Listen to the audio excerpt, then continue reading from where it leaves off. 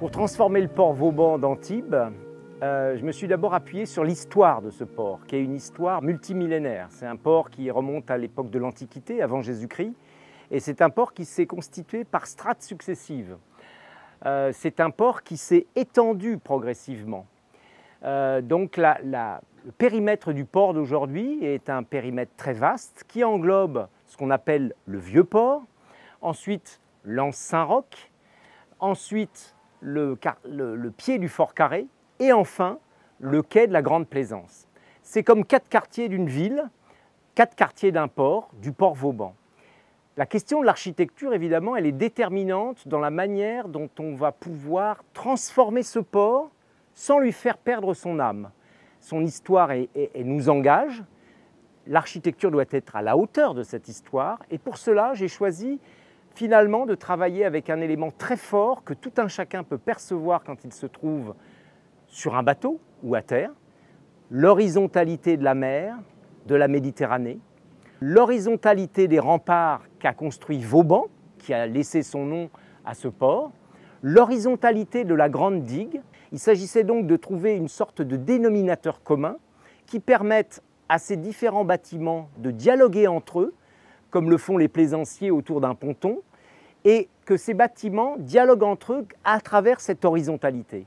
Le port va donc se transformer par phases successives et les transformations vont commencer par ce qu'on appelle la digue Est, ou la Grande Plaisance et le vieux port, avec d'abord des travaux de réaménagement des sols, de traitement des sols, ensuite la restauration d'une partie des remparts de Vauban qui ne l'avaient pas été encore, et enfin la construction d'un nouveau yacht club. Donc une transformation qui s'opère par petites touches et qui ensuite va se décaler pour s'intéresser au fond de l'anse Saint-Roch et au pied du Fort Carré.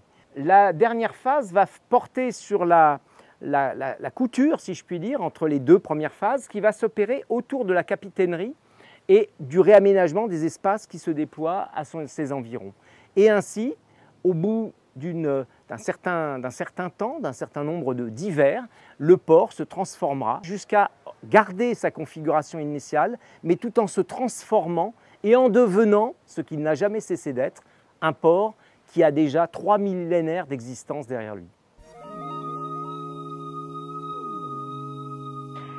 La transformation du port, c'est un projet d'aménagement d'ampleur conçu comme un projet de planification urbaine.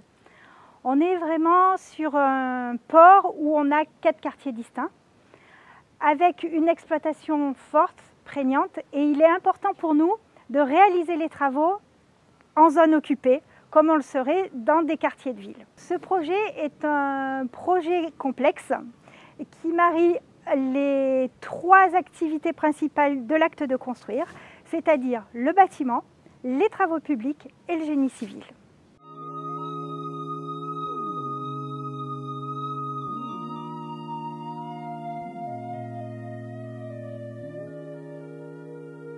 Nous nous trouvons sur l'aire de carénage du port Vauban, au pied du Fort Carré. Cette aire de carénage actuellement de 11 000 m² est gérée par 4 opérateurs industriels. Donc il y a un appel d'offres qui est en cours pour désigner en sous-délégation de service public la gestion de cette aire de carénage pour un seul opérateur avec une superficie bien plus importante de 17 000 m². Cet opérateur aura pour obligation de gérer une partie publique pour la gestion des navires de plaisance de 2700 m² minimum. Au-delà de l'augmentation de superficie importante, l'opérateur aura la totale liberté sur ces 17 000 m² pour maximiser ses occupations et donc maximiser la rentabilité et les retombées économiques pour le port et la ville. Le projet à forte valeur ajoutée que nous allons créer ici sur l'aire de carénage va moderniser totalement la superficie qui sera entièrement réhabilitée avec des normes environnementales d'hygiène et de sécurité totalement respectées, ainsi que des normes architecturales puisque nous nous trouvons au pied du Fort Carré.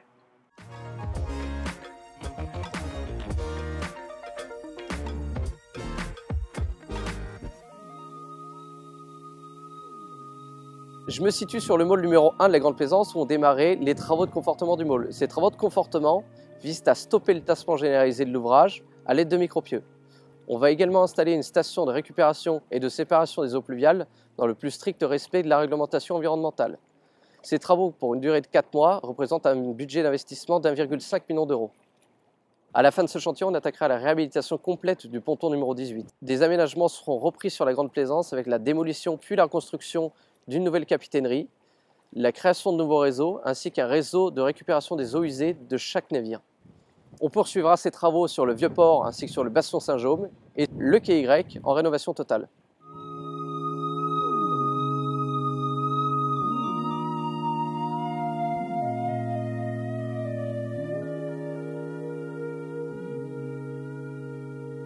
Nous sommes sur le quai Bodino, au port Vauban, à Antibes. C'est sur ce quai que sera prochainement installé tout le parcours patrimonial du projet Grit Access. Un parcours patrimonial qui consiste sur ce quai en particulier en l'installation de 15 panneaux pour expliquer l'histoire du port. Et à l'entrée du quai, en intersection avec le quai de la Grande Plaisance, il y aura une capsule immersive pour accueillir le parcours patrimonial virtuel. Ce parcours patrimonial est déployé en parfaite coordination avec l'architecte des bâtiments de France, la ville d'Antibes, son office de tourisme, et il est déployé avec 14 partenaires franco-italiens, pilotés par la collectivité territoriale corse dans le cadre d'un programme européen Interreg Maritimo Grit Access.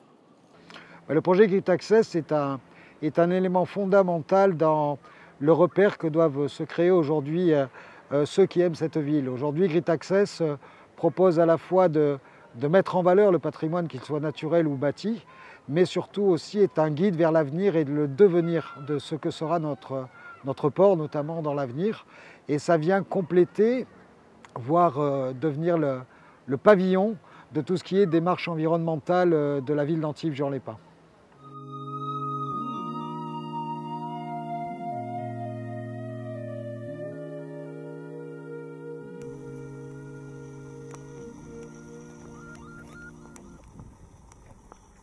Le port Vauban a une diversité très large dans sa clientèle. Nous avons nos plaisanciers, les membres d'équipage, les propriétaires des grandes unités présentes sur le quai de la Grande Plaisance, sans oublier tous les professionnels qui travaillent au quotidien, les associations et bien entendu les Antibois comme nous sommes un port dans la ville. En raison de cette diversité, la relation client au port Vauban doit être simple et efficace. C'est pour ça que nous avons mis en place une communication multicanale qui permet à tout un chacun de pouvoir nous contacter à travers la capitainerie en présentiel, mais également à travers notre application mobile ou sur les réseaux sociaux où nous sommes très présents. Cette relation est également efficace car nous avons regroupé tous les services de gestion sous la même direction et nous avons formé nos collaborateurs pour être en capacité de répondre à toute demande client dans un temps très restreint. Le port Vauban est surtout un lieu de convivialité et de partage au travers de tous les événements que nous avons créés, notamment les cafés Pompton.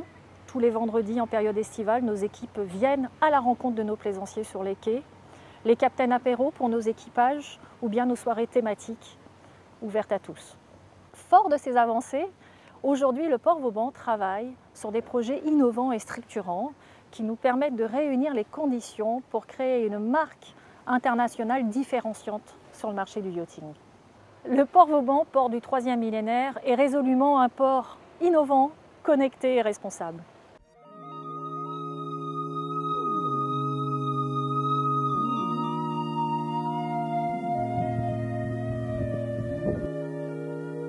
Quand on parle du port Vauban, pour moi, c'est totalement indissociable de la ville d'Antibes. La ville d'Antibes est connue dans le monde entier, c'est une ville absolument magnifique, historique, les remparts, la vieille ville. Le port est complètement intégré dans cette ville. Et le port a également cette image historique. C'est un port qui existe depuis très nombreuses années. C'est un port qui a été très bien conçu, très protégé, donc les clients sont très satisfaits au niveau de la protection météorologique. Alors, on a un énorme avantage, c'est qu'on propose des contrats de garantie d'usage. On va offrir dans quelques années des travaux très conséquents. C'est vrai que nous attaquons sur le quai des Milliardaires, on continuera sur le reste du port. On découvrira une nouvelle capitainerie, des nouveaux services, également un autre yacht club, il y aura un restaurant, il y aura une promenade paysagée pour les Antibois et pour les touristes. Donc c'est un port qui aujourd'hui est déjà absolument magnifique, mais qui va se refaire une nouvelle jeunesse, qui va donner une nouvelle attractivité avec des nouveaux services. Et puis, j'en parlais tout à l'heure, on a la capacité d'offrir la possibilité à la fin des amodiations au 31/12/2021 de renouveler un contrat sous la forme d'un contrat de garantie d'usage. Vous bénéficiez de votre place, vous la sécurisez pour 10 ou 21 ans.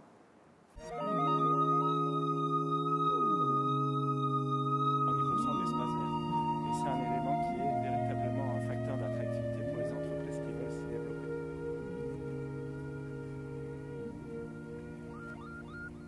Nous sommes ici sur un site emblématique de Sophia Antipolis. Sophia Antipolis, première technopole d'Europe qui vient de fêter ses 50 ans l'année dernière. Environ 40 000 emplois, 2500 entreprises, un chiffre d'affaires généré de 4,5 milliards d'euros, ce qui est absolument considérable puisque nous sommes véritablement sur une unité de lieu dans un petit territoire qui permet justement d'être l'essence même d'un écosystème d'innovation. Quelles sont les filières de Sophia Antipolis? Évidemment le numérique qui a toujours été la filière de développement de Sophia, depuis les télécoms jusqu'à aujourd'hui l'intelligence artificielle, mais également d'autres secteurs clés. Par exemple, nous sommes aujourd'hui dans un site emblématique du secteur des biotechnologies qui est une filière en devenir, une filière très forte. Une autre filière sur laquelle nous travaillons pour les prochaines années, c'est le yachting avec le port Vauban qui est à côté et justement la technopole du yachting. Vous voyez d'ici, nous apercevons le port Vauban qui est le premier port de yachting de Méditerranée en tonnage. C'était tout à fait évident d'avoir le réflexe de connecter ce port si référentiel à la première technopole européenne, Sophia Antipolis. Technopole du yachting, ça veut dire finalement connecter le premier port d'Europe qui est Vauban 21 à la première technopole d'Europe qui est Sophia Antipolis. L'ambition de ce projet, c'est de faire du port Vauban la référence de port de yachting du 3e millénaire. La filière est très importante sur la Côte d'Azur. Savez-vous que nous comptons déjà 37 ports et que parmi ces 37 ports azuréens, la référence incontestable est le port Vauban. La technopole du yachting, comme l'a expliqué tout à l'heure Alexandre Follo, a pour ambition de faire venir vers la mer toutes les technologies innovantes qui sont portées sur la technopole. Cette ambition, elle est assez facile à cerner, puisque nous recevons dans le port Vauban les bateaux les plus innovants du monde, que ce soit en matière de propulsion, en matière de qualité technologique, en matière de système embarqué. C'est de faire en sorte, en lien avec Sophia Antipolis, d'héberger des entreprises innovantes pour qu'elles adaptent leur technologie aux marins. Ça sera à travers des financements que nous apporterons ensemble, ça sera à travers des lieux de vie où se rencontreront les grands groupes et les startups. Deuxième dimension, c'est de faire du port Vauban la référence absolue et mondiale, j'insiste sur l'ambition, en matière de gestion de marina. C'est un lieu unique, choisi par des clients uniques, et nous allons faire que les 1750 anneaux de Vauban soient servis de la façon la plus innovante possible. Troisième ambition, et non des moindres, c'est de activer autour de ce concept de technopole du yachting toute une thématique d'innovation en matière de formation et d'apprentissage, que ce soit sur les systèmes embarqués marins, que ce soit sur le refit marin, en lien avec l'ensemble des ports de la région. N'hésitons pas à avoir cette ambition. Nous développons avec M. Follo une ambition très forte vis-à-vis de la région de positionner le yachting au sein du pôle mer développé au sein de la région.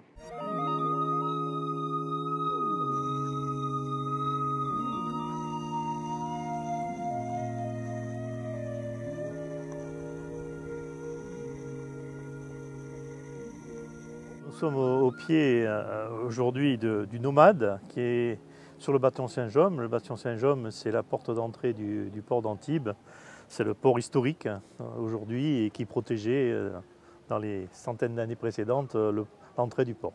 Les 6 projets du port Vauban que nous allons mettre en œuvre, c'est très important pour le développement de ce port. Ce port va garder bien sûr son cachet historique, mais nous allons le moderniser, nous allons y apporter de nouvelles technologies, des technologies qui sont directement liées à notre proximité avec Sophia Antipolis. Nous allons aussi compléter cette démarche par des services supplémentaires vis-à-vis du super yachting, mais aussi du yachting traditionnel. Nous apportons bien sûr une image importante et une relation directe avec le cœur de ville, qui est la ville d'Antibes, puisque nous sommes situés au cœur de cette cité d'Antibes. Nous allons bien sûr aussi développer des infrastructures supplémentaires, monter des équipements, de manière à ce que ce port Vauban devienne à moyen terme le port du 3e millénaire et que nous puissions très rapidement nous situer comme un des grands ports de Méditerranée dans le domaine du yachting et du super yachting.